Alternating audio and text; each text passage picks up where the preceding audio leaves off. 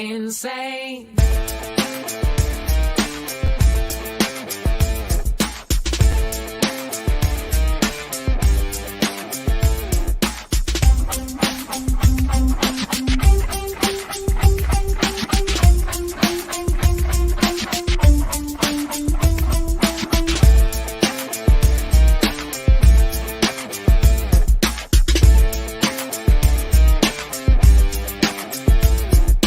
Insane. Hey, let me stand up for this. For the last year, I've been asking, hey, who'd you talk to? What's going on? It's me. It's Mike Lepre, King Mike L. This is Legit Paranormal, brought to you by legitpodcast.com. Tonight is our 1-year anniversary of doing this show. Now, I didn't want to do this show. Let's just be honest and flat out open. I'm like, this will go to Gentleman Dave, and then maybe he'll do it with Buddy. And then we're like, all right, maybe Buddy will just host it. And the next thing you know, Kev gave me the old mafia, we're going to have to help host this, right? And then from there on out, we've been hosting it. So joining me is always the genius Kev. What's going on, Kev? Hey, what's going on, King? I can't believe it's been a year. I was surprised when you told me that earlier today. We've had a lot of great guests, a lot of good shows, a lot of fun. It's been great to get to know Buddy a little bit, so I'm excited. I mean, let's break it down. We went to we've been on the SS Salem. That was a haunted ship. We actually went to Fort Defiance, Virginia, for the 3rd annual Bigfoot Con. We've seen things, Kev. We've seen things. You know what I'm saying? It's been one of those years. But joining us is the man that brought us into the world of paranormal, Buddy Thayer. What's going on, Buddy? Happy New Year, gentlemen. It's very exciting. This is very exciting, our 1-year anniversary special. I'm very excited this evening. I have two, in honor of our 1-year anniversary with you two fine gentlemen, I have 2 beers of the week. They're both 2 of my favorite beers. I featured many of their different brewery beers here on the show. It's Proclamation. I actually exist. That's been on before. It's a double IPA. It's beautiful. And Cactus. Oh, my God. Cactus. It's also a double IPA. They're both like in the 8% range. This is from Cactus. This is from Exeter. It's made by Tilted Barn Brewery. It's the barn. And this is Proclamation, like I said. So I brought 2 on tonight because for the anniversary special of the show, every time Mike makes an Italian reference, I'm going to take a sip of beer, as will one of our viewers, Jeff Ahern, is going to also take a sip of beer, who's training for the Boston Marathon, by the way. Are you using... every time Mike makes an Italian reference or a reference to the Milwaukee. Buddy, are you using a paper towel to clean up if you make a mess, or a mop bean? No, a mop bean, Mike, because it's an Italian-based evening, right? That's 2 right there. All right. So, Buddy, what I was going to say was this. So we made it up on a year. I didn't know what to expect. I didn't know what to believe. I didn't know what not to believe. I think the best thing that we did was look at Jeff. He says, I'm here. Already talking shit. I found gold, Jeff. Give us a chance. That's 2. All right. So what I'm basically saying is it's been a great trip, bud. This has been really quickly, I want to get this one out of the way. This has been a rough week. I want to say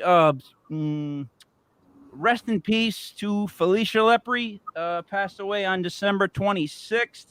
For those of you that knew her, she was like a rock star wrapped in like a cryptid. She was just here, there, everywhere, and she always left a trail. She was fantastic, and I miss her. Buddy, let's bring in our guest. For this year, for our 1-year anniversary, we welcome Diane Lupo. She's a author of a children's book. She's worked with vocal artists as a performer, as a writer, as a director, and most significantly for our show, Diane is a Reiki Master and teacher. She also teaches mindfulness, breathing, and is a coach of inner Reiki voice. Diane Lupo, welcome. Namaste. Hi, guys. Thank you for inviting me. Happy anniversary. Happy New Year. You should be proud. 1 year is a long time. It's a good run for a podcast show. Good for you. And Thank I you so like much. that word, legit. Yeah, it fits us, and I couldn't believe it wasn't taken, if I'm being honest.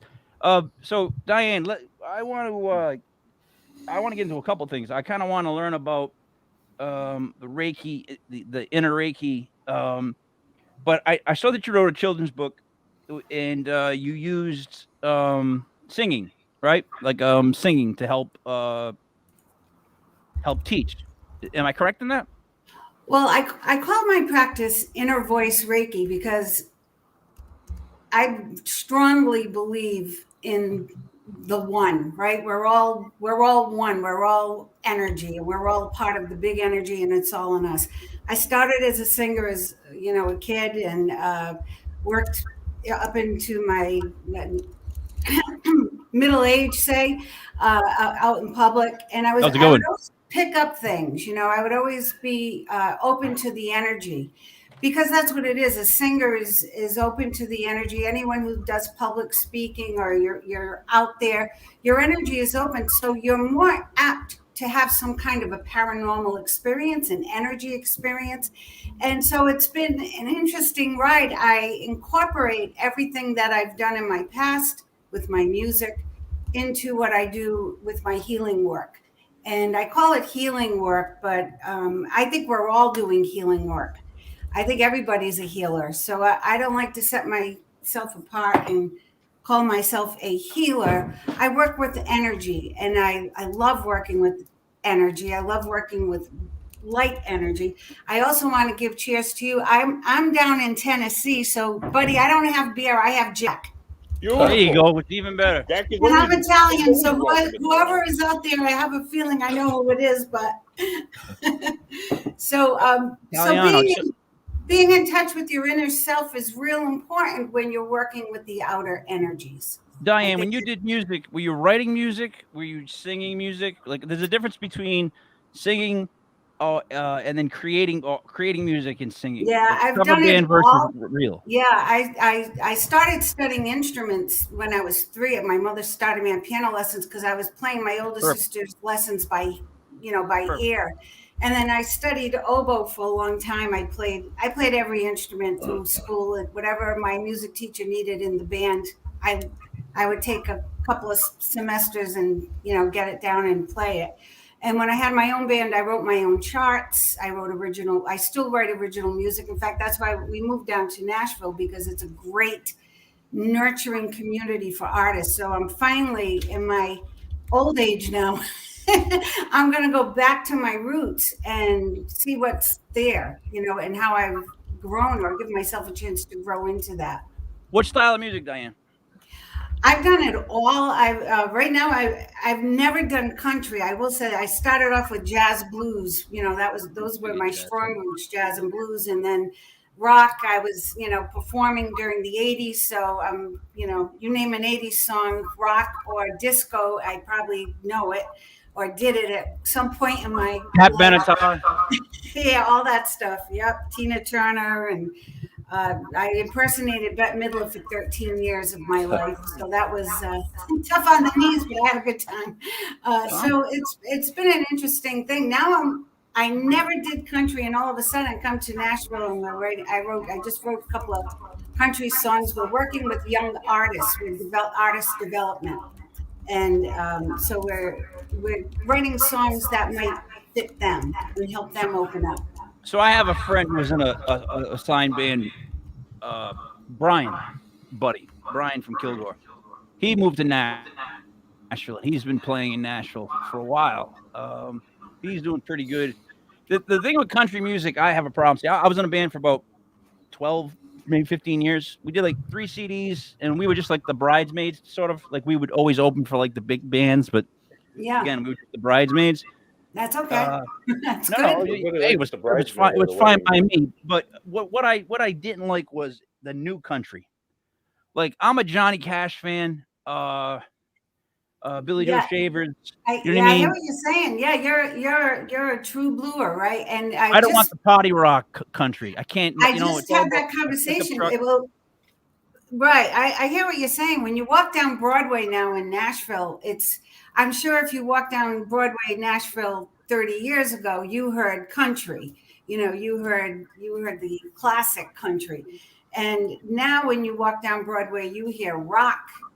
You hear some blues. In fact, I heard more rock and blues, and we've been quite a bit now. And but the young people they love that classic rock, and they're lacing it with country. And that's really what I did, because I worked all through the United States, and when we came through the Midwest and the South, we had to lace our sets with some country music. So we dispersed it among the band members. We never did anything hardcore, but whatever was popular at the time, which Willie Nelson, Loretta Lynn, all that stuff.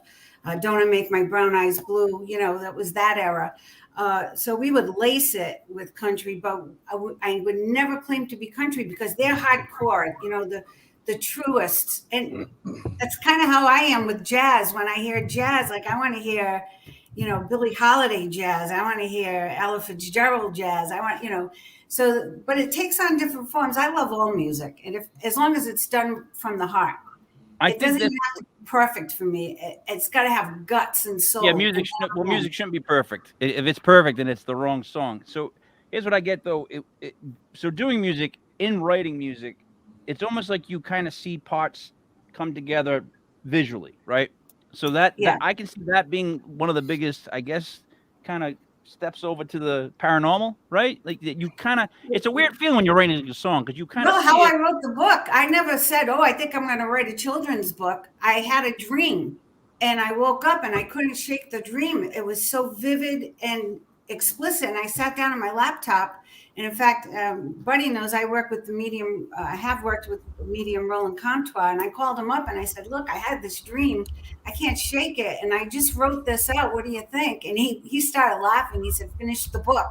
And there wasn't anything to finish. It came to me as almost like a download. And my husband writes a lot. Now I didn't keep up any of my musicianship as far as playing an instrument, but my husband writes and he plays everything. And I know when he gets up in the middle of the night and I hear him go down to the studio, I know a song woke him up, and it's usually a whole complete song. It just comes. So, all right, this sounds going to sound silly, but Kev knows I'm telling the truth, and so does Buddy. I ended up writing a book this year, Between Hell and Heaven, right? It's Wonderful. on Amazon. Here's the thing. I do my stuff when I get in the shower, because I have 2 gigantic dogs, 2 kids, they're both 18, and a wife. So the only quiet time I get is when I'm in the shower. So I was walking to the shower thinking about the story, jokingly in my head. The next thing I know, I'm putting a middle to it, thinking about an end. By the time I was done with the shower, I had the complete book in my head. And I know that sounds crazy. No, that's not just at how all. that works. Water is a conduit of energy, right? What's sense, the best conduit? It's electric. You don't want to get electrocuted, but the water, being in the shower, that's a great place, because everything else, it's like when you meditate and you have a great meditation. This is what I teach with the mindfulness meditation. It's just clearing out all the crap in your head so that you can allow they're always there wanting to talk to us. Always, whichever side or whoever you're attracting, they want to talk. They want to tell you a story. The problem is our energy of the earth, the plasma, everything's so thick and heavy, it's hard to hear. And then our own noise in our head, our egos get in the way. There's always chatter in our own heads. So they really, when they come through, and I know you guys have all been successful in capturing voices and energies, it's because you've allowed the space for them to come in. And that's so important, because we have the knowledge of the universe at our fingertips if we would just shut up and listen, right? We would just let it in. So here's like a weird event that happened to me. So my mother-in-law bought me a pair of pants, like sweatpants, for Christmas. and they were there was 2 pair, but one was on the cheaper side, and the pockets had holes. Right, they just ripped immediately. How Now, long you been married? I think forever.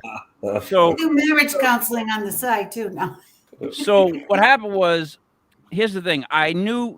So the day earlier, I had joked about it with my mother about how my mother-in-law got me these pants, and there's already holes. And it was funny to her because, she's saying I got cheap pants. Like, that was funny to my mom. So, cut to the 26th the next day, my mom's passing away. And my brothers are in the room and they want to watch her, and I can't watch her. I'm like, I'm not going to watch her take her last breath. I did that with my dad, and there was a lot of bad images I had to get rid of. Still didn't get rid of. So anyways, I take my headphones out because I'm a headphone freak, and I put it in my pocket. And it drops right to the ground through my pant leg, right? And people all look at me, and I'm like, oh. And I reach down and I grab it, and I pick it up. Now, it's getting more tense, and I'm not thinking. I go to put it in my pocket again. It goes straight through the hole again and bangs on the ground. People actually turn and look at me. I pick it up. I stand up, and my mom had passed. And I was like, did she just rip my balls on the way out? Like, did she just get me like one of these on the way out? Like, I didn't know how to react. I didn't want to tell anybody, but I was like, I think mom might have been just busting my chops, I think I'm very sorry about the loss of your mom, and God bless her. She sounds like a hot ticket because, it sounds like she took care of those last moments. That's a big thing with a lot of people working with people with grief. I wasn't there for the last moment. Many times it happens that way. And it's usually because people don't want you there. The people dying don't really want you there seeing them die. They want you to remember how they were alive and happy and joyful. And that's one thing I learned working with Roland. I heard that message from coast to coast. It was the same message for a lot of people that, stop beating yourself up if you weren't there when in their last breath. They weren't alone, number one, because we're all surrounded by whatever you believe in. I believe in angels. Maybe they're higher wisdom keepers, energy keepers, whoever they are, keepers of the other side. But we're not alone when we pass. We're guided. So nobody's ever alone. And, so many people really can't move past that point. I'm so glad you took that as she was probably trying to bust your chops because your mother-in-law probably, bought you the cheaper pants. Yeah, that's exactly it. And the thing was, so I have 2 brothers, and the issue that I had that was different than them was every time because at the end she was, this is personal, but she was like firing off, like she'd smile and she wouldn't smile. She might say something sort of. And every time she would sort of say something, my brothers would, and it sounds like I'm making fun of them, but I'm not. They would talk to her and ask her questions like she knew where the safe was buried. You know what I mean? Like, she would make a noise and they'd be like, what are you trying to say, Mom? What are you trying to say? And I'm saying, eventually I had to say to them, do you think really you should keep talking to her? Because I think every time she hears your voice, she tries to stay here. Like, it went on all day. I'm like, the more you guys talk, I feel like the more she wants to stay. Maybe if she doesn't hear us and we just let her be comfortable, she'll pass. Because it was like a rough day. It was going to come with the next day or so. Right. And I knew that they meant best, but I felt like she was trying to cling whenever they would talk, if that makes any sense. Like, that's how I felt. Well, it does make sense. And I know I've lost quite a few people in my life, and there were a few that really were trying to hang on to the last second, But here's the thing: as a mom, I'm going to tell you, they were doing what they felt was right for them, and in that time, there should be no judgment. A lot of families get into big to-dos and big fights when people pass away, because everybody handles grief differently. It's a tricky slope. If everyone would just, allow everyone to handle it in their own way, grieve in their own way, give them the time they need. Buddy, you've been through a lot, in the past few years. It hits you sometimes when you least expect it. And sometimes it's very awkward. And I've been through a lot of deaths, as I've said. I've been in a lot of, unfortunately, bedsides. And each one is different. You never really know how to act. At least I always felt uncomfortable. I always feel comfortable at wakes. I did since I was a kid. I actually enjoy going to wakes. I'd rather go to a wake than a wedding. That's kind of weird. Maybe that's why Buddy invited me on the show. But I feel it's more, you know where everybody stands. Weddings are not so much that way. But grief really can sneak up on you in amazing ways and teach you great lessons if you allow it to. It's a great teacher, but it can also devastate you and steal a lot of time from your life. I'm glad you're moving on so soon. I'm glad you're talking about your mom and finding the humor in it. That's how I was taught when I was a kid. My uncles, my dearest was my first wake. I was a kid. My grandfather died, and my uncles were in the back of the joke. They were passing money back and forth. I had 5 uncles, and they were taking bets on when their mother was going to faint, when she'd scream out the name, when she'd run to the coffin to try to revive them.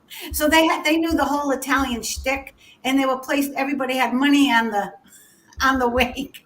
So it was kind of funny. And I learned to look at death as not a scary, horrific thing. An Italian wake was like 2 nights, 3 showings back in the day. There was ubost in the back, which I don't know if that word even means, ubost, but it's Italian, so drink twice. So it's like someone would keep track of the money that people would give for ubost. They would help pay for the thing or whatnot. And literally, the Italians would sit in the back of the room and laugh, which at first I was like, maybe that's disrespectful. But then when you get to listen to what they're talking about, all they're doing is telling funny stories about the person that passed. They're celebrating life. That's fair game. Yeah, that's fine. I'm fine with that. But it would be literally 3 different times. It'd be a day one and then 2 night ones. Luckily for us, we're doing it next Friday, 5 to 7 at Ponarelli's. It's just going to be a viewing. That's all it's going to be. That's all my mom didn't really want anything, but that's all we're going to do. All right, let's get off this. So tell me about Reiki itself, because I had scar tissue once. I had someone come try to do some work on me while I was up in the hospital. I didn't understand it. So, and with me, if I get thrown off or I don't understand what's going on, it gets weird. I can't explain it. I'm just, for example, Diane, and I hope this isn't too blue in my humor, but for the first time I went to get a massage with my wife, and I had a woman that was my age or older, and Kev knows this story. I was so nervous, and I was just scared of the whole thing. And then there's something about my back, and she's like, I can't get the lowest part of your back unless you got to pull your underwear down so I can get at it.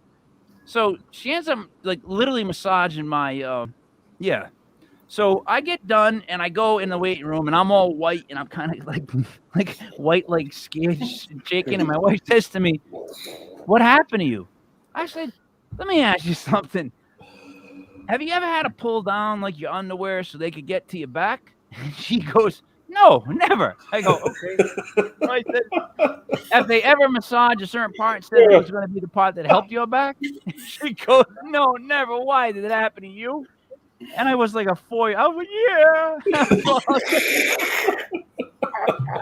I'm sorry, but it was just I could have just told her to stop, or no. But I just was and you had already booked your next appointment, right? Yeah, I wanted to make Kevin, it was in a strip mall. Yeah. There goes that theory with massage parlors. Don't ever go to them. Yeah. All right. So well, just like your legit paranormal, integrity is everything, and especially when it comes to energy work. And what is Reiki? That, I love that question. And I'll tell you, I teach Reiki 1, 2, 3, Reiki Master teacher. And the masters and the master teachers have the hardest time giving me a definition for what is Reiki, because it's so much. But here's the bottom line. I say it's physics. It's energy. You move energy. Reiki practitioners have been attuned with symbols that are of the culture that came from Japan, but really date back to Sanskrit. Dr. Yasui, the founder of our Reiki, studied the Sanskrits, found evidence all throughout in every religious culture that there was healing with the hands. And in some cultures, healings with the breath. The Chinese used Kuan Yin, the breath, for healing before Reiki, hundreds of years, maybe thousands of years, just by touching whatever area was stuck or in pain and using different breathing methods. That's what got me interested in incorporating what I learned as a singer with asthma, working through the nightclub era when we didn't have smoke eaters. And I worked 6 nights a week, 50 weeks a year.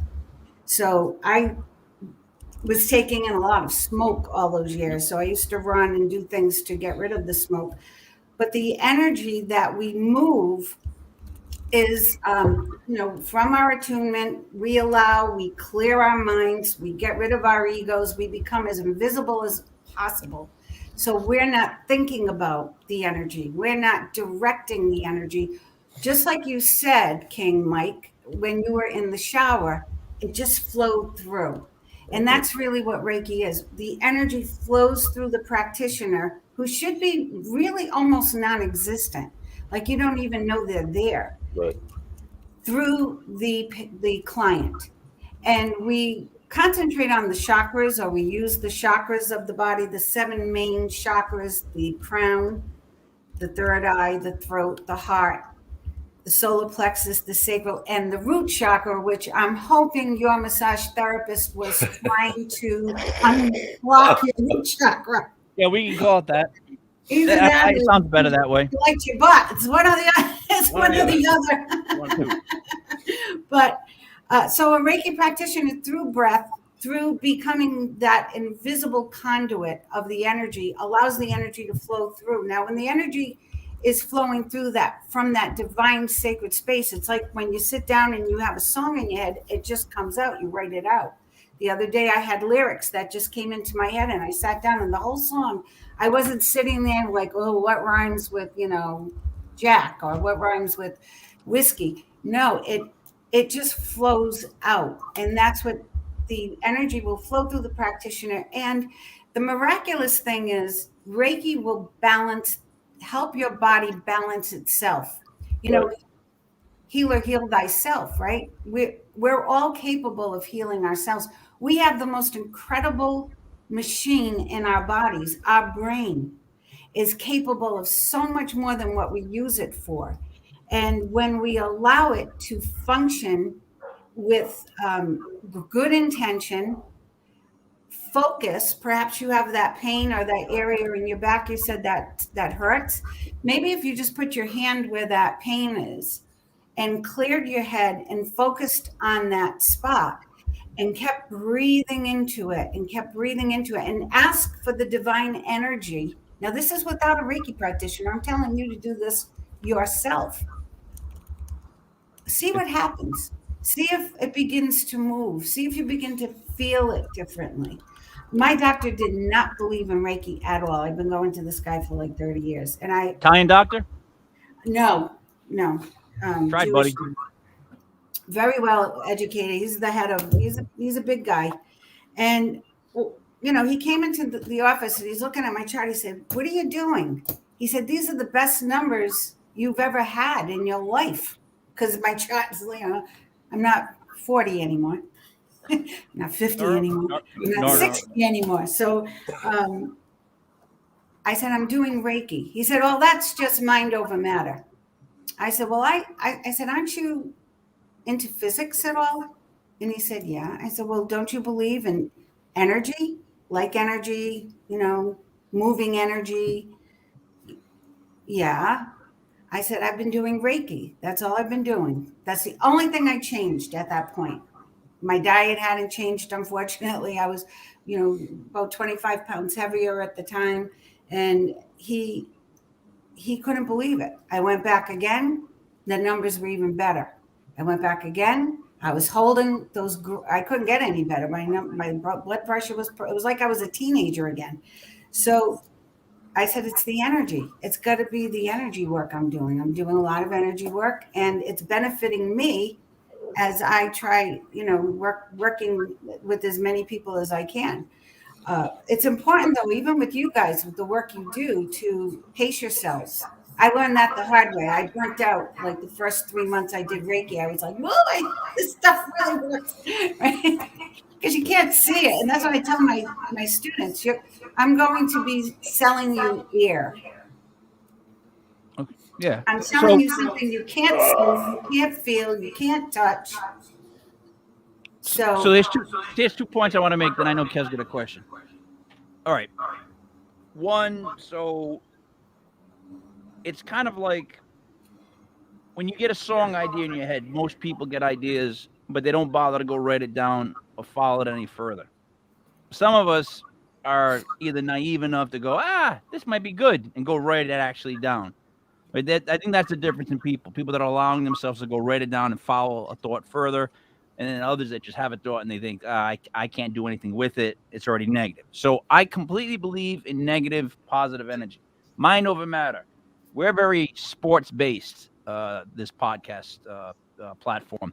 We do a basketball show, football show. Those are about twice a week. Do a wrestling show. Talk a lot of sports. I've coached a lot of sports. And I'll tell you this much right now.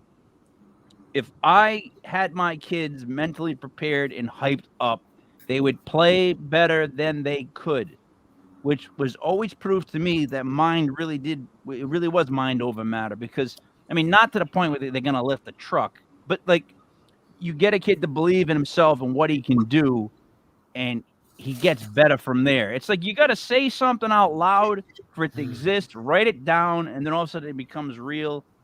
If that makes any sense at all to you, Diane. Well, that makes a lot. I also teach a vision board class. In fact, I have one coming up Friday night with Debbie Radcliffe. I call it the art of magical manifesting. And I've always been into positive. Look, and I'm going to confess, in 4th grade, we had the library come to the school. Back then, they didn't have libraries in the school. They had these big canisters that would come to the school. You got to pick a book. And I picked out a black book because it was black. That was the only reason. I didn't know what it was, but wow, there's a book and it's all black. I wanted it, right? So I took it home, and it turned out to be Norman Vincent Peale's The Power of Positive Thinking. And I told my mother I lost the book. My mother had to pay for the book, but I hid it up in the attic because that became my Bible. From 4th grade, it turned my life around. I had 2 older sisters who, they like to, bully me a little bit, make fun of me and stuff. I was the little kid. And I was not thinking a lot about myself. And that book changed everything. As soon as I began to say positive things to myself, things started to happen where I really thought I was magic. Like if I wanted a part in the play, I just said, I'm going to get that part in the play. I can see myself. And next thing you know, of course I got the part in the play.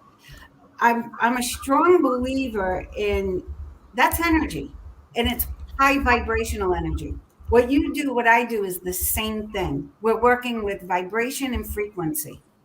That's what everything comes down to, guys. Even medicine is coming down to that now. They're finally getting it. They're treating cancer with sound frequencies. My husband does a lot of work with incorporating sound frequencies into the music. And I just talked to somebody, Angela Shelton, who works with people who've been through trauma. And she had some great music. And I said, it's great, but how about adding some notes that would affect the chakras while the people are singing and listening to this music? You could actually be healing large crowds of people, and they don't even know it, but they're going to leave feeling better and less traumatized because you're working with those frequencies and those vibrations. So the higher you can raise your vibration, the more, remember, it's energy, like attracts like. And the same thing, I bet, when you're in a paranormal environment, how you walk into a building and how you walk into a house and approach the spirit world, the tone of your voice, what you're saying out loud to the house, because it's energy, will probably affect the results that you get. And think back to your successful paranormal investigations, and I bet you're going to find a pattern on why they may have been so successful, because they're always around us. it's not just that one haunted building. Granted, there are some that are extreme. You should come, in fact, you guys should come to Nashville. There's a lot of tours that are about this. You'll get the Bobby Mackey's down there in Tennessee. So the energy that you put out will come back to you. Thich Nhat Hanh, the leader of the Buddhist community right now, whose course I took for the mindfulness breathing, very simple, half smile. If you half smile, guess it's physiological. These muscles actually tap the front cortex of the brain. When this front cortex of the brain is stimulated, the body releases positive chemicals, endorphins, serotonin. So even if you feel like crap, and that I was feeling like crap when I was doing this, by the time I was done, I felt better because my face, I didn't have anything to smile about, but my body was smiling. And that affected the chemical reaction inside my body. So all right. So if you just taught your kids to put themselves in a more positive frame just by getting them to laugh, it's a vibrational. There it is. Yeah. So two things, and I got to go to Kev for this because he knows this. Kev, I've been saying it's vibrations all year. I know nothing about the paranormal, but I always bring things down, right, buddy? I always tell people it's vibrations, right? And they're like, yeah, somewhat, because that's just kind of how I see things. And two, Kev, what did you think about that just now? No, it's amazing. That's kind of what it's funny. I had an initial question I was going to ask, but we kind of went past all that. But you mentioned the power of positive thinking. Like a lot of those authors and from back in the early 1900s, they were writing stuff like that. And like another good example is Think and Grow Rich, Napoleon Hill, all of his stuff is the Master Key stuff, Neil Goddard. There's all these Ziegler.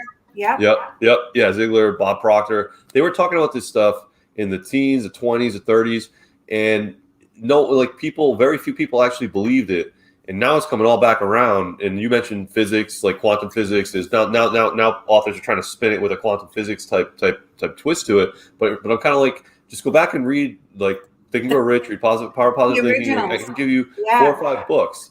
Edgar Casey too was, he was all about this. He was talking all about this.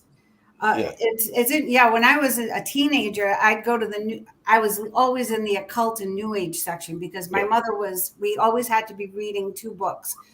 Aside from whatever school was doing, we always had to have a book going, and it didn't matter what it was. So me being the little renegade, I was always looking for what else is out there in the universe. But there were only like 2 shelves. I had to go all the way down to the Providence Public Library to get anything of validity. Now you walk into the bookstores and half the store is new age. It's all this stuff. And much of it is repetitive. I love Dr. Dyer because he put things in simple terms. He made it easy to understand. He's very similar to Deepak Chopra, but his message is very clear and simple. Like anyone can get it. And that's the thing. It's like Reiki. And there are 900 different kinds of Reiki now. And what level they have higher levels. And I'm going, what color is your belt? Exactly. If you don't have the first thing down, the very first thing, and I'm going to tell you, I can't even tell you how many Reiki Master teachers I've worked with who's come to me and say, I'm stuck. Not that we all don't get stuck, because I've been stuck many times. And I always go to my mentors and say, I'm working through this. Do you have any advice? But if we make it complicated, it's not going to work, especially with young kids. They get it better than we do. Quiet your mind and breathe. I do meditations randomly on Facebook for just to, as a payback, something to give out to people who are stressed out with this COVID and everything. And I can't tell you how many mothers now, first it was just 1 or 2, but now it's growing of their little kids who are sitting there watching my videos and meditating and really getting really into it. And it blows my mind. I think it should be the first thing we teach our kids. That is absolutely amazing. If you could come up with something that did it for the adolescents, that would be even bigger, because they don't go a minute without being alone. In other words, they don't know what it means to be alone. Like, I used to sit in my room when there was only 3 TV channels, and if you missed your show, well, then you missed it, and that's all we had. And I would think, and I would come up with stories. I would write songs. I would do all kinds of weird, stupid things. I'd draw. These kids nowadays, they don't have that time. Every single minute is this. What's going on here? What's going on there? They don't shut off. So I don't think they know what it's like to be lonely. I don't think they know what it's like to just sit and think with their thoughts. So I'm worried about the next generation. I mean, I'm worried anyways about the next, like, this 10 years worth of people coming up. I don't think they're built for the world. I think that they're going to be scared when someone, like, puts them in an unpleasant position and they don't have someone to immediately go to and say, hey. When they got to sit with their own thoughts, we're going to have a whole group of people that are like, hey, get to know myself for the first time. This is going to be fun. That's a huge topic. And if there's any time you would like me to work with any teenagers, we could do a Zoom meditation, or I could teach them box breathing, which is very simple. And the Navy SEALs use it before a mission. It's a very simple technique.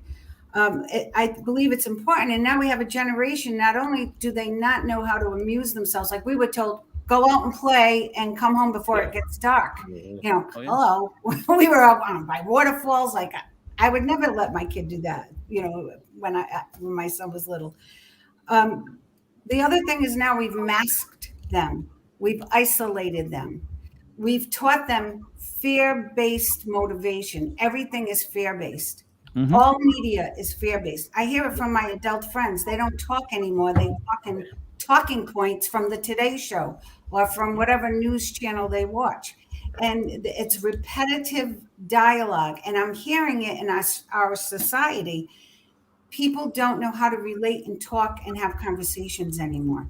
Mm-hmm. And our kids are really going to suffer if we don't allow them that creative space and those outlets. Sports are very important. Band, music, art.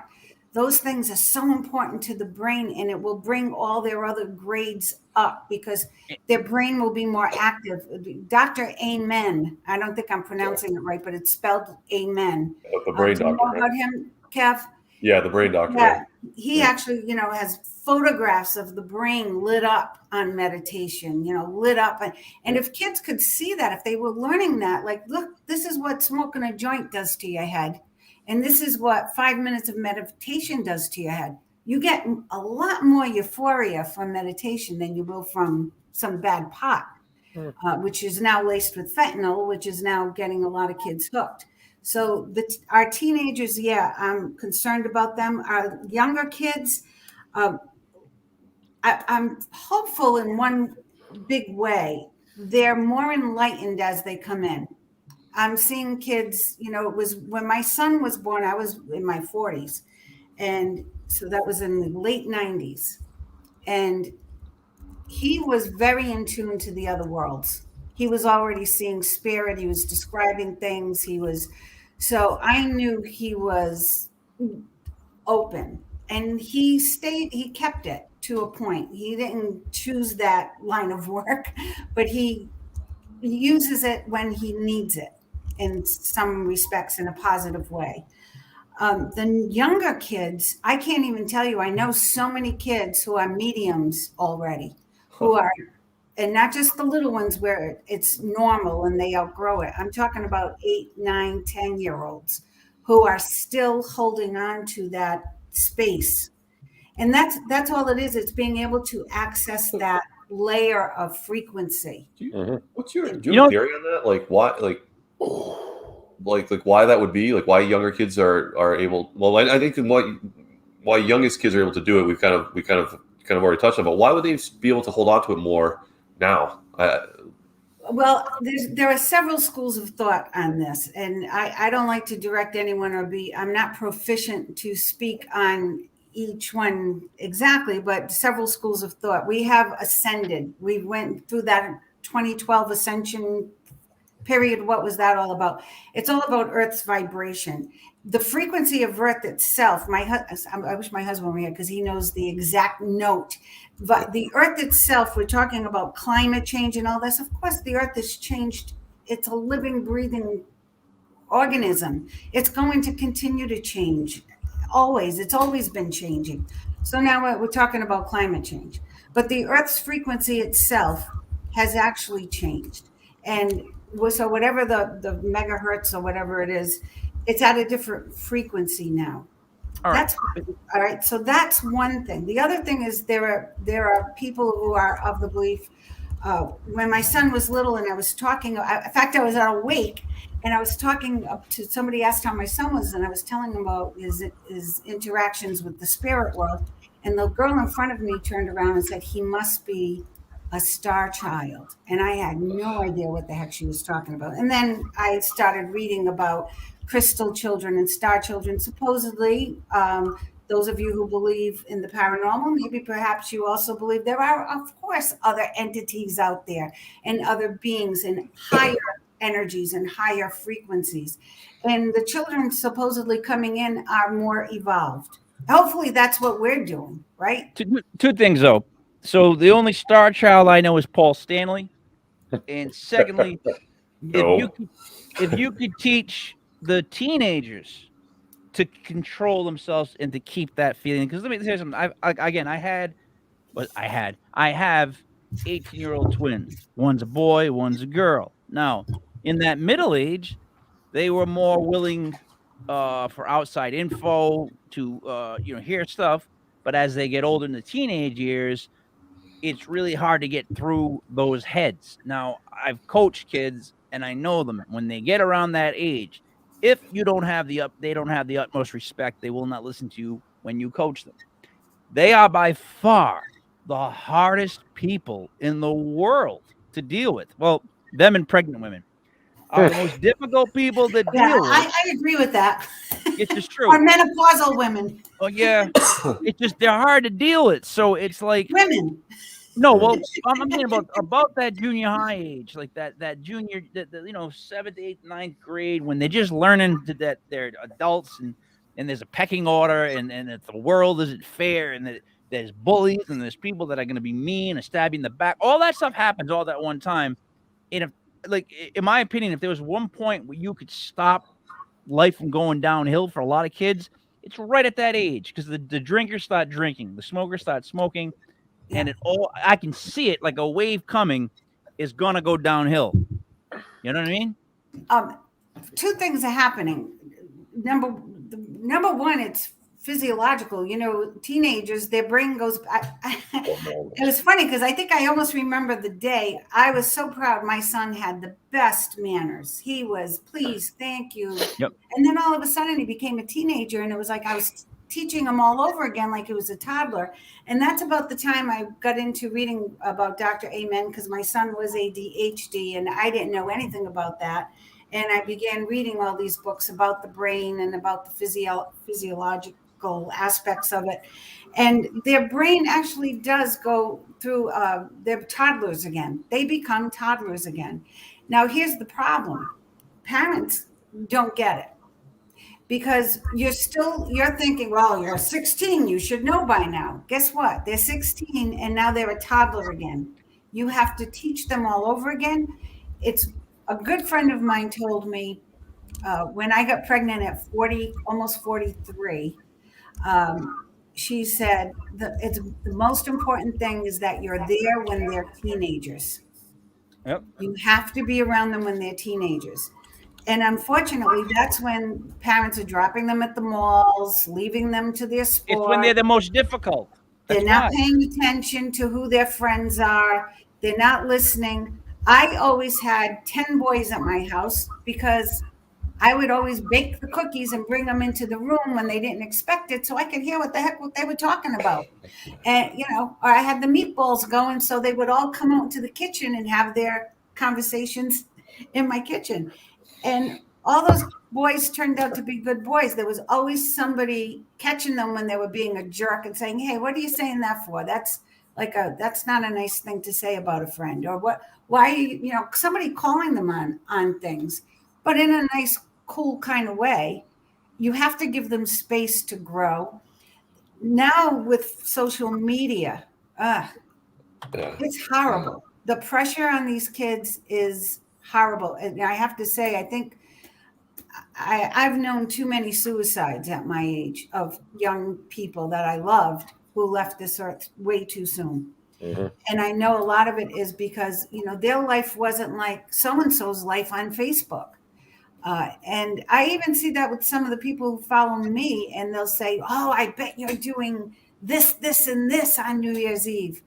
And I'm like, no, I'm watching Harry Potter with a glass of wine, and I'm going to bed around 10 o'clock. I'm not bar hopping down Broadway, singing with every band that's there. So people's perception is so important, and guiding these kids through this whole social media aspect. And you said it in the very beginning, Mike, it's their self-esteem.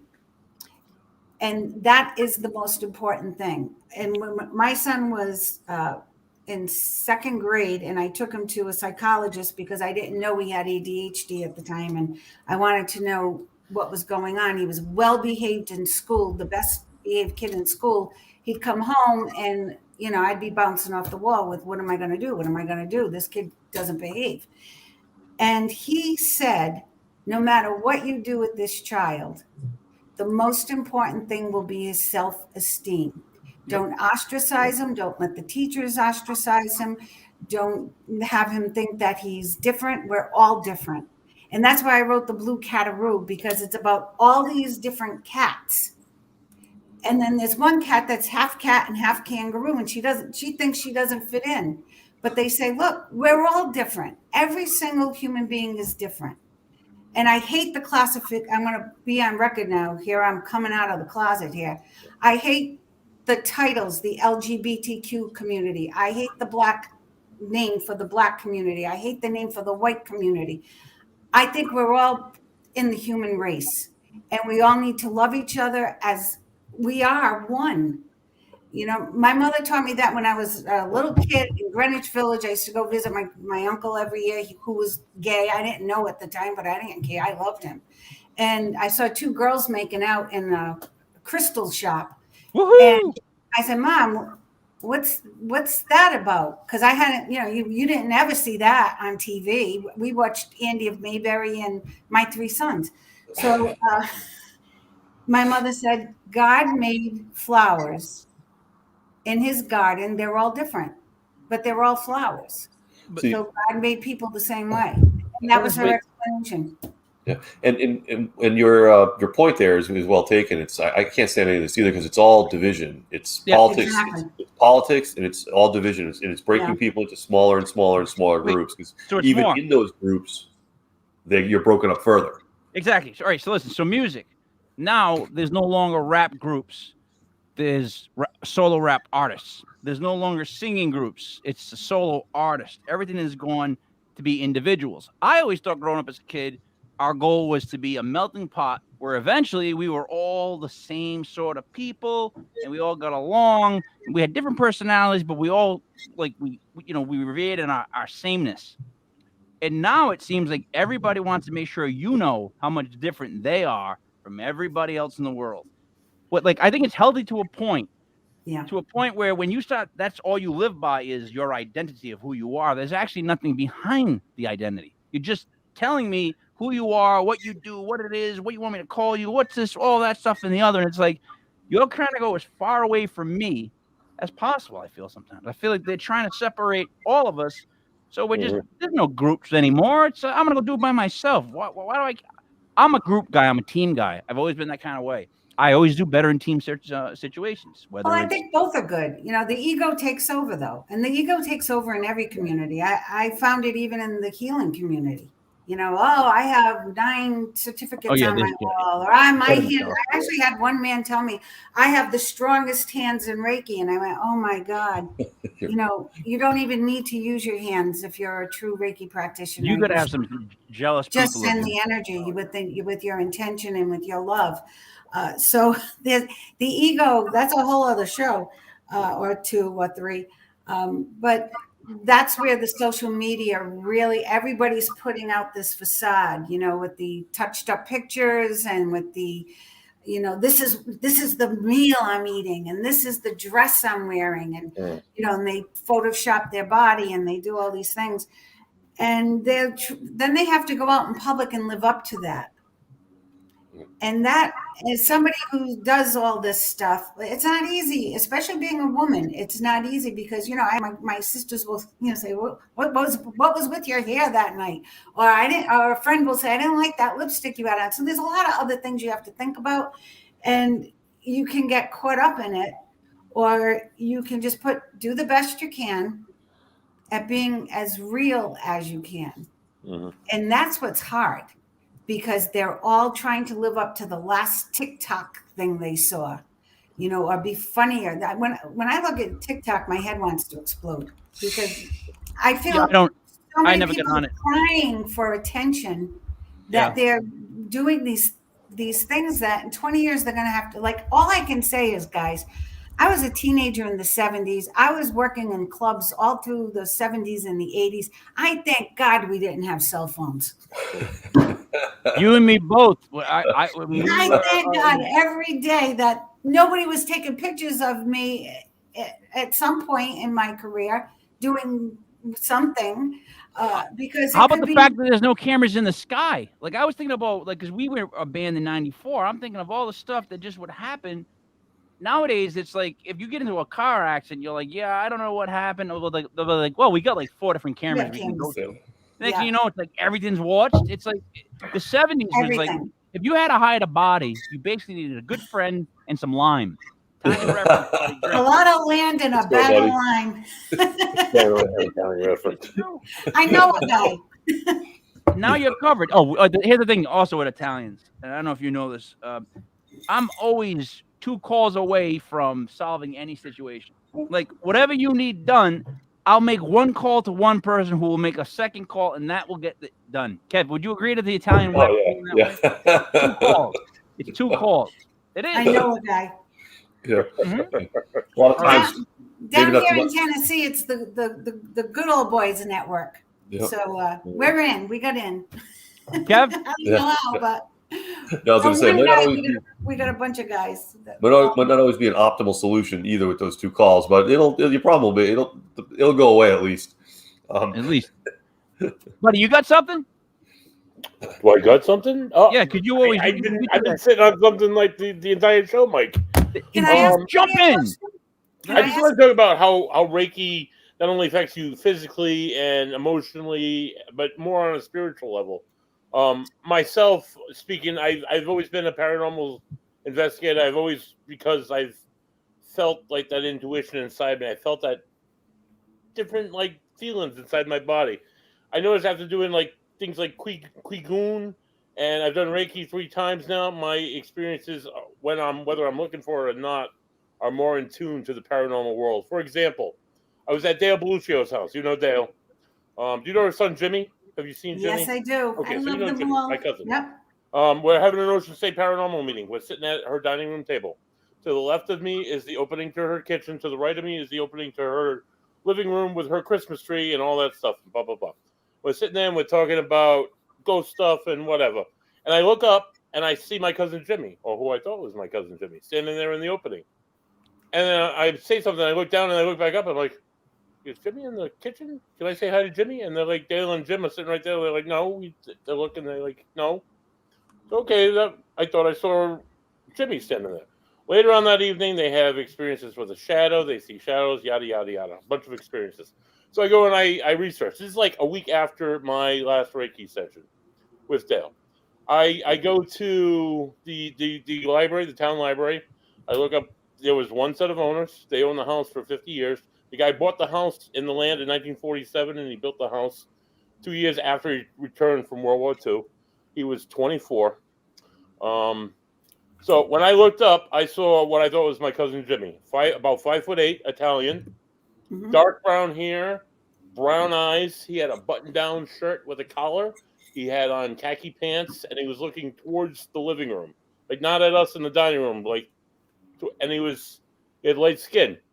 So I'm looking at the history of this house. I find that the couple that lived there, the guy's like census records, and then I find the guy's draft card on the front. It shows his information, how old he was when he was 19, when he got drafted in the Army in 1942. In 1947, 5 years later, he was 24. You flip over the card and it shows what he looked like: light skin, dark hair, dark eyes, 5'8". Blows my mind. Before this, in my own life, I've only ever seen shadows. I've never seen. It looked like my cousin Jimmy was standing right there in that door, who ironically looks like the same guy who bought the house back in 1947.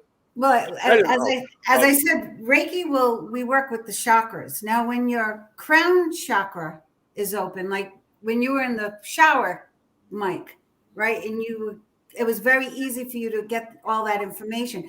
Your crown chakra is connected to the higher, I'll call it a realm, okay, the higher energies. And when that is open, and you might feel sensation, you might feel like you're a little lightheaded, or you have a headache, or something's going on up there. But that's when it's easier for the energy to flow through if that chakra is open.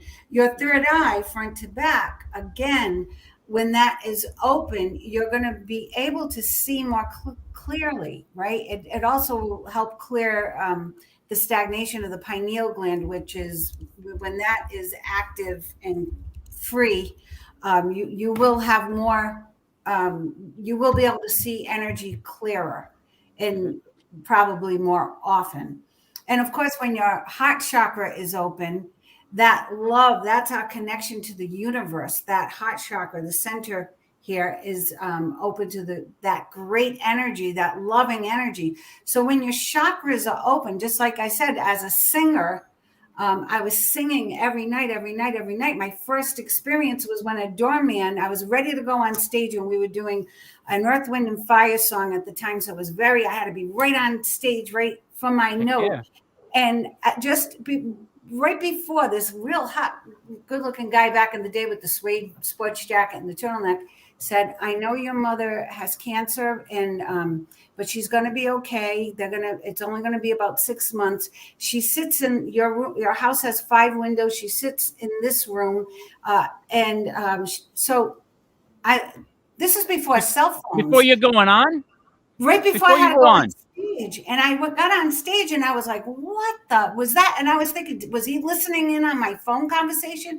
Is he listening in on, I didn't know what was going on. And I got off the stage, and he also told me my father bought the sports car because he was having a midlife crisis. All this he nailed everything. Wow. And he said, "I'm sorry, but your energy," and that was the first time I heard it described like this. Your energy was so open that I was able to pick up all this information, and I just had to tell you that your mother was going to be okay. And and then he told me how he was gifted, his mother was gifted, and his grandmother, so it was generational. But that was my first introduction to that. So when Reiki is opening up all your chakras, now it's like you raise the antenna.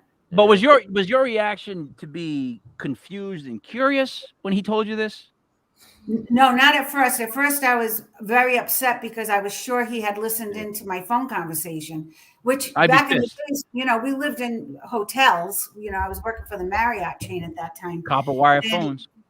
We had to get the operator, and you knew sometimes you heard the click after you had already started your conversation. And so it wasn't that abnormal that would happen. And he was a real cute guy. So, I was thinking, I would have been making sure I didn't have an open drink. So you didn't bloop something in it. I'd be nervous as all hell if someone told me that much. I never drank while I sang. So that was it. It was just water for me. But then it happened again. Not too long after that, and it was a desk clerk at a Holiday Inn in Florida. I'll never forget it. And I thought he was going to come over and ask me out to dinner, and instead he told me how someone in my band was stealing money, and he told me exactly where to find it, exactly what was going on, and he was spot on. So then I knew. So then I started seeking out and reading about all this stuff, because when I was a teenager, and I wanted to bring it back to this, Mike, when I was a teenager, when I was a kid, I saw spirit. It was pretty frequent for me. I thought everybody did. I thought everybody saw aura. I thought everybody could see all the colors I was seeing around everybody. I thought everybody saw it. And then when I was a teenager, I realized that wasn't the case. And I became frightened of it. So I shut the door. And it wasn't until those years when those people picked me out and I started to open up to it again.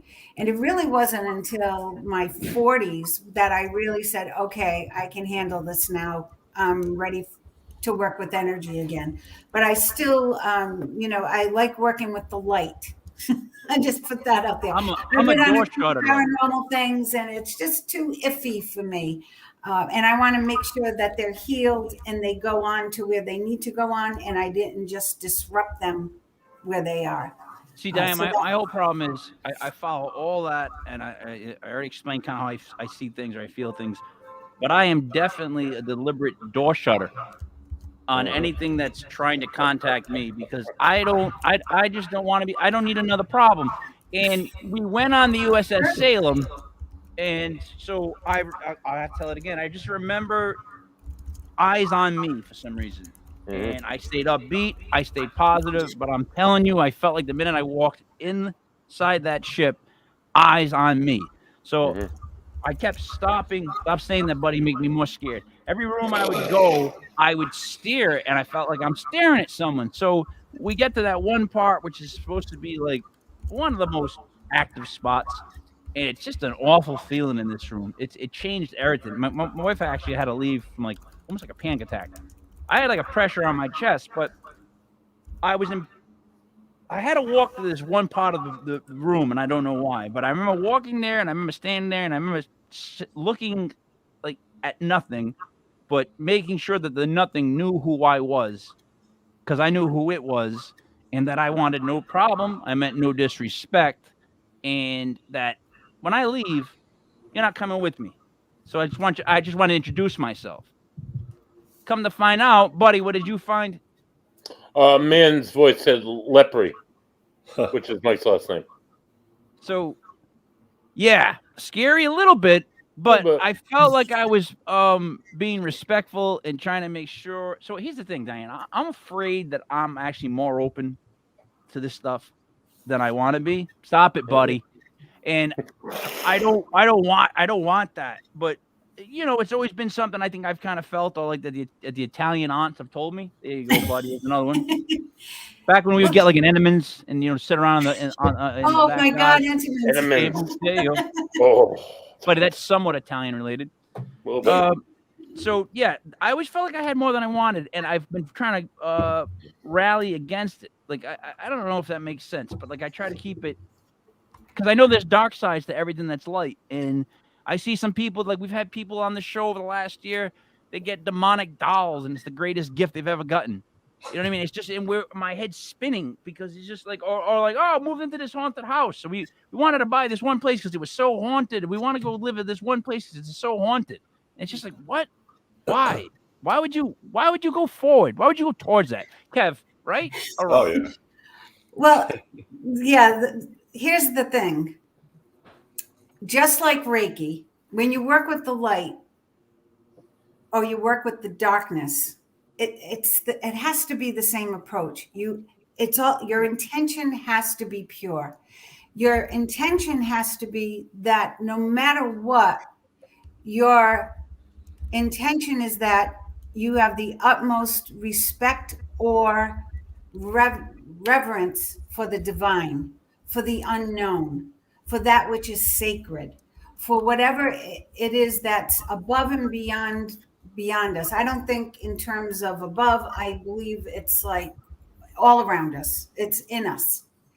So by going through the paranormal part, and I'm really glad you're being responsible, buddy, and you're doing the Reiki, because as a vehicle as an investigator, say, it's real important that you have a routine, and your routine should be first, before you even go there, get yourself straight, be aligned, clear out any negative junk. You don't want to be bringing your negativity or, I just had an argument with my boss. You don't want to be bringing that stuff. Leave my baggage at the door every time.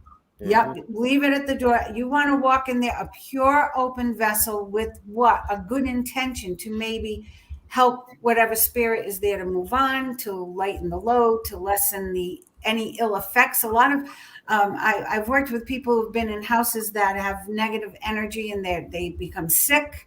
Their kids become sick. They become depressed. They don't know why. And sometimes it's just as simple as you need to clear the house.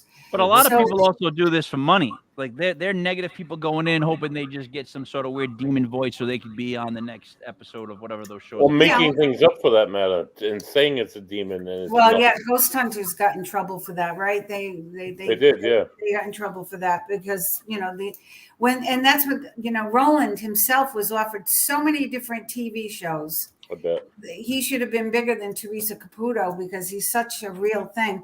But he wouldn't sacrifice his integrity. He wouldn't make it shtick. He wouldn't make up a purple paper if it wasn't there. It wasn't organic.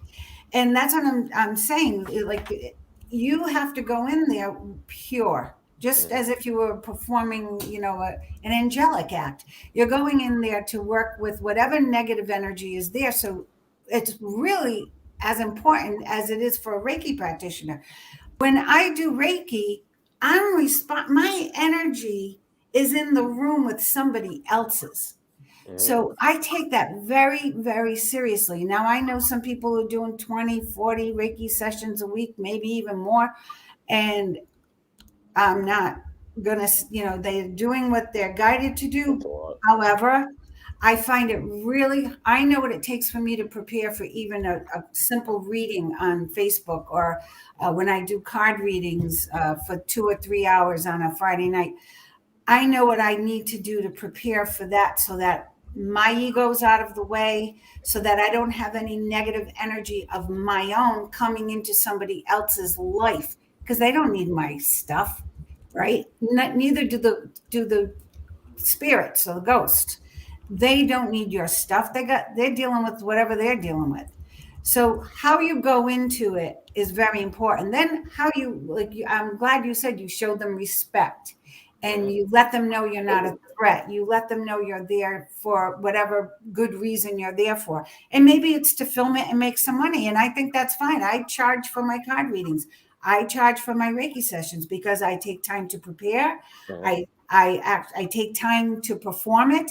And then afterwards, and this is why I'm glad Buddy's being responsible and he's doing the Reiki, I need to clear my own energy from whatever I picked up from you or whatever you picked up from the house or from the boat or from the other people.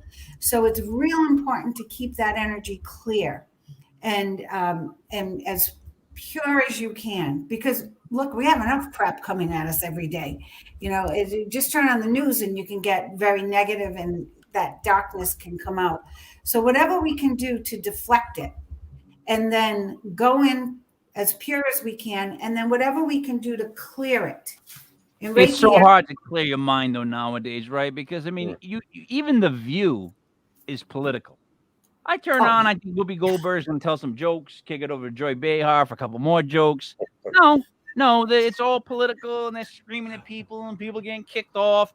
And suddenly it became like Dateline News, but it's The View. I thought it was The View. So I don't get it. There's nothing you can watch anymore. It's the slanted view, yeah. I got to say this about Reiki and being able to clear your mind. The first time I ever did Reiki was 4 years ago. It was one of Dale's students. And I went in the morning, and I had been up all night. I had been at the Houghton Mansion investigating with those State Paranormal. We came home. I dropped every water off, and I went to Reiki. I was 40 years old. Maybe I was even actually 39 years old. My grandfather passed away when I was 12. I haven't heard his voice. I had memories of him. I remembered his voice till I was like maybe in my teens, but nothing since then. My first Reiki experience, she's like, go to your place in your mind where you're comfortable. So at first I was on the boat, I was fishing, I was picturing myself on a lake, just meditating. Next thing I know, my mind takes me and I'm in a pool and I'm looking up at the sky, and I'm in my grandparents' pool when I was a kid. I used to go to their house all the time, in an above-ground pool. I could describe what the tree looked like that hung above the yard with a clothesline, right to a T. I'm in the pool, he's swimming next to me, and I can hear his voice. And it's his voice from when he was alive. But I haven't heard his voice since 1992 when he died, and I couldn't, up until this time, I couldn't tell you what his voice actually sounded like. But if I recall it, the memory, I can still hear his voice now. And I've been told by mediums that he's around me on a regular basis. So is that like just another way that Reiki is opening my mind on a more spiritual level, thinning my veil a little bit more to the... Well, it's opening all your channels, you know. Mm-hmm. It's funny when we're talking about my son with ADHD. When he was in second grade, he came home, he said, "Mom, I'm smart enough to know how stupid I am. There's something wrong." And he was, because in kindergarten, they wanted me to push him ahead. He was the smartest kid, but then now in second grade, he was having trouble reading. And he was also dyslexic. Sorry, I'm putting all your dirty laundry out there, Michael. But we've always spoken freely about it because it's helped other people. And I didn't know if he should be on medication, and I hate medication and blah, blah, blah. And so for 6 months, his teacher said, let me work with him. And she did. She did a fantastic job. At the end of the 6 months, she said, try the drug. She called me. He went to school at 8 o'clock. She called me at 10 o'clock. She said, normally by now, Michael has 2 sentences written down. He's already on his second page.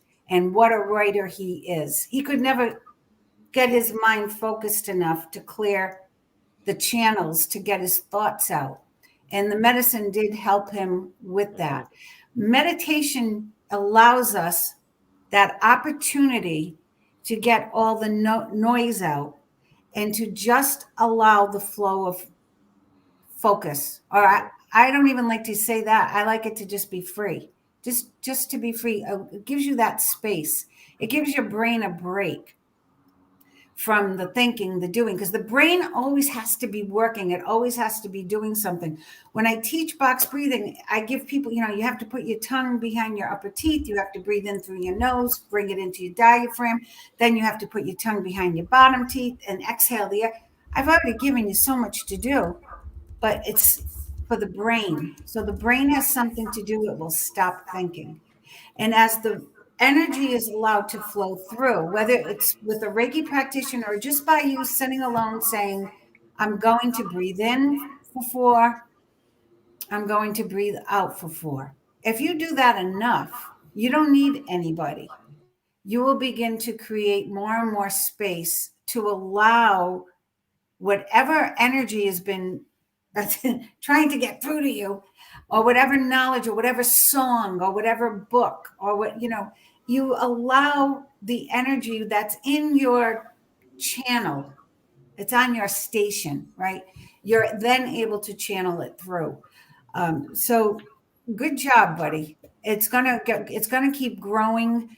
And I'm going to do it once a month, I think, until I'm satisfied with where I'm at. But it seems to be opening things. I had a bad experience last week. I went to a funeral for a kid who died. It was a friend of mine. His son died. He had muscular dystrophy his whole life, but he passed the day before Christmas. Kid full of love, full of positive energy, family full of positive energy. I went in there. This is great. Blah blah blah. I went through the receiving line. Felt fine.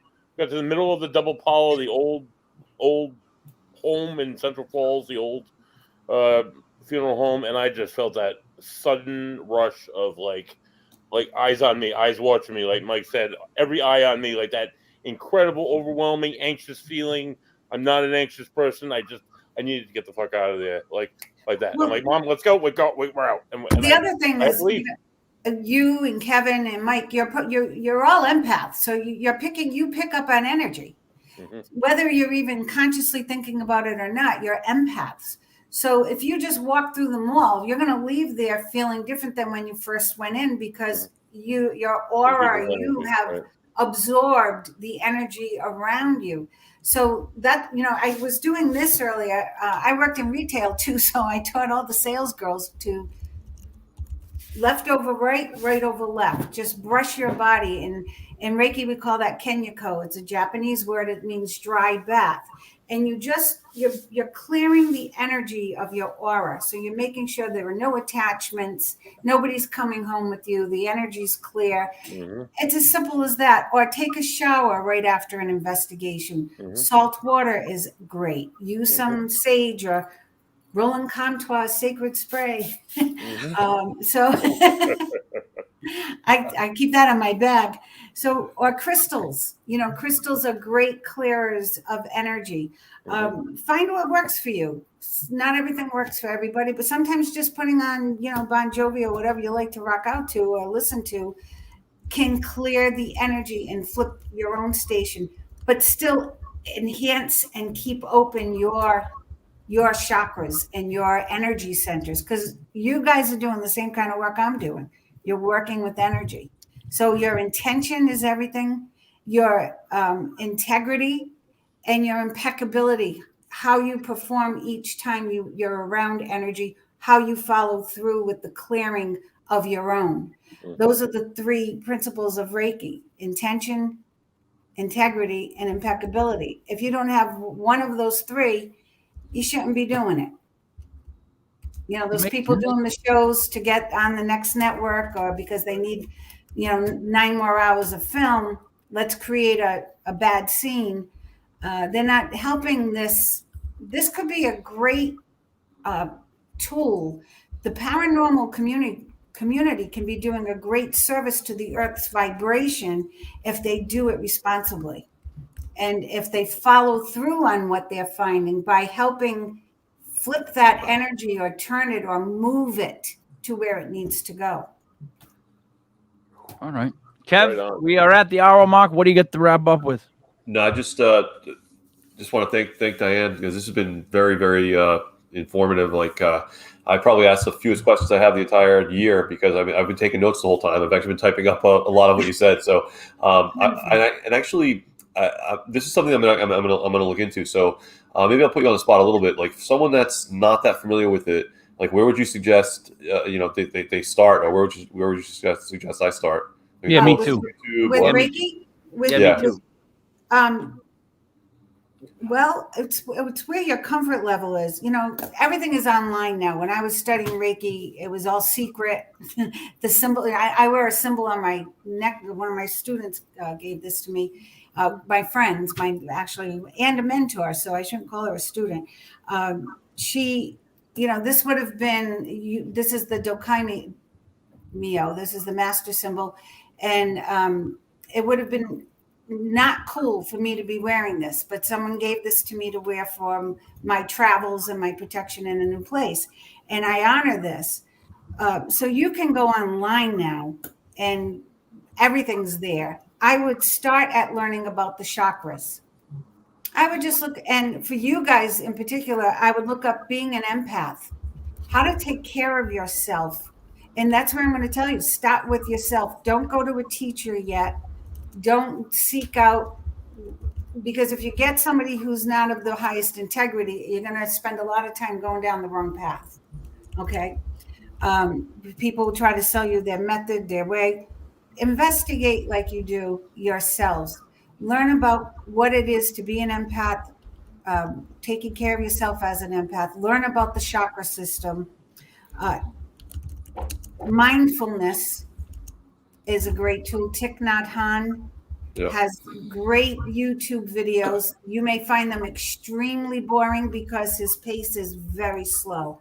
It was the longest course I ever took, because I was up here with my energy and I had to bring it down and really work at being in the moment. It's one of the hardest things to do. And I'll probably spend the rest of my life trying to get there. Right. But I know that that's my thing. That's what I'm going to work on. I would just start investigating and see where it leads you, because I know when I start looking up one thing, I got on a track the other day. I was looking up things about, extraterrestrials and all of that. And it led me back to the Bible prophecies. And I was reading, I didn't even realize I was reading and taking notes on Bible prophecies for like 3 hours. And it was so interesting. And I never found it interesting when I was learning it in school, but see where it leads you, because I think we're all on a different path and you have to find out what your path is. I could tell you, yeah, call me up.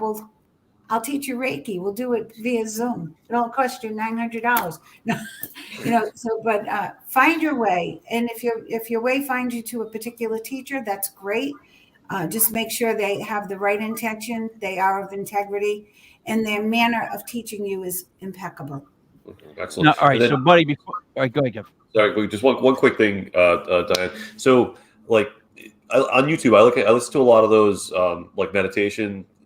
Like they have tons of people have different videos out there, and one of the things, I'm one of the common ones, one of the common ones I see is like, hey, listen to this while you sleep. Put headphones in, listen to this while you sleep, and the vibrations will clear your third eye and like all that stuff. In your opinion, and I don't want to do if it's going to be a really long answer, we'll do another show on it. But is it worth listening to that stuff, or is that all just?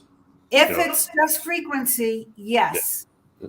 If it's just frequency, yes. If it's a voice, listen to it while you're in a conscious state first.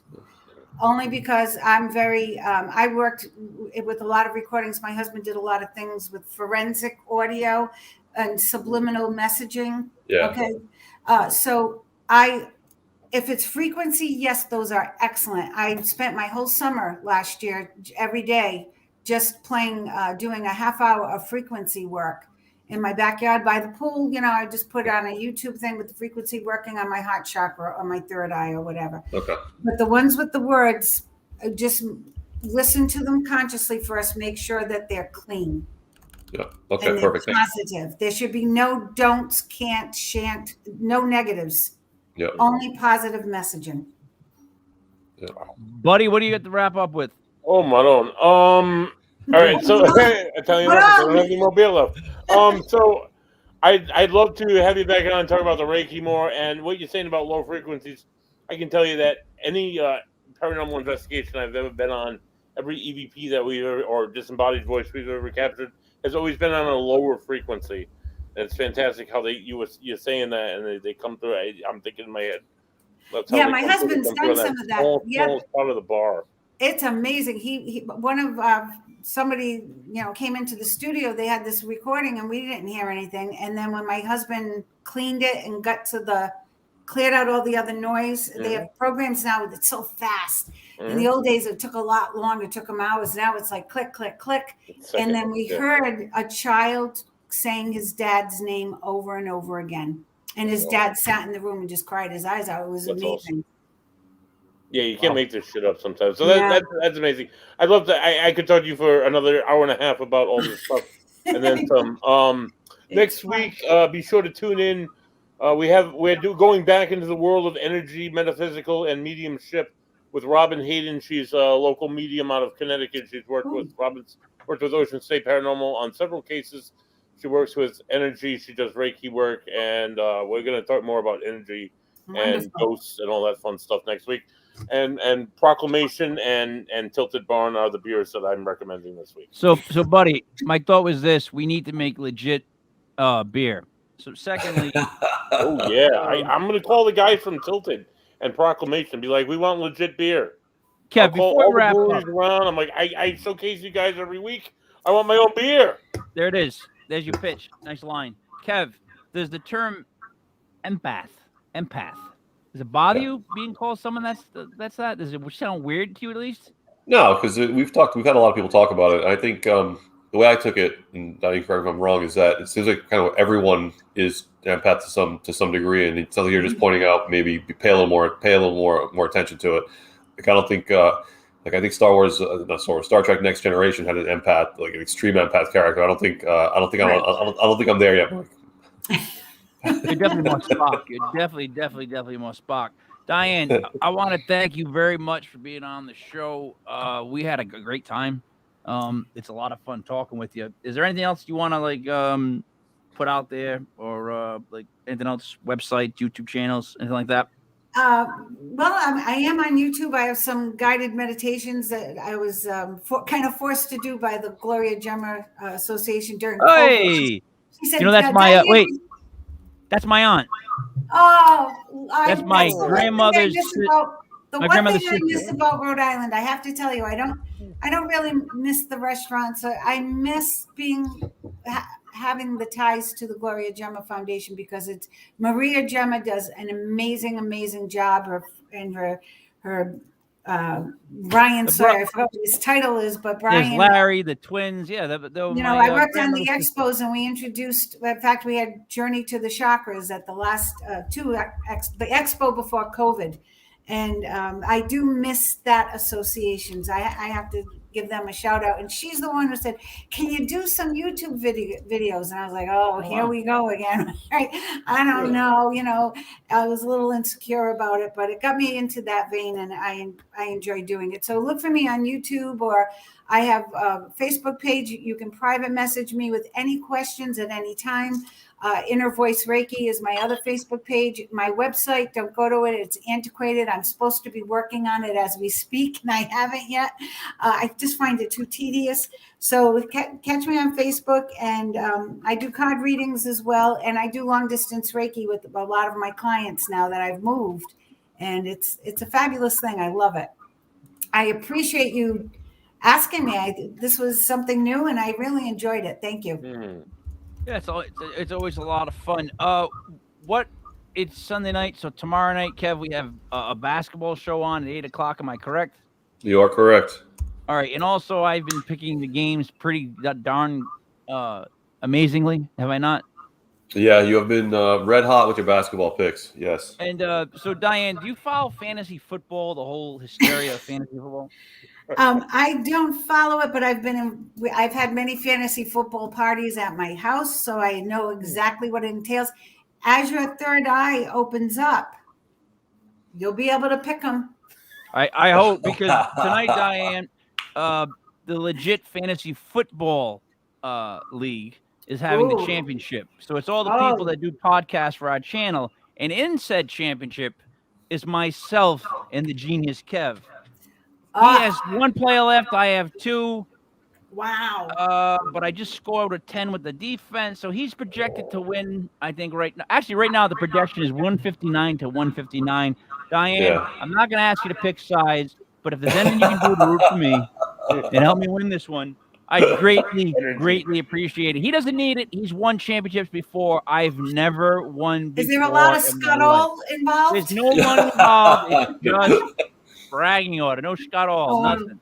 And a belt, a big title belt.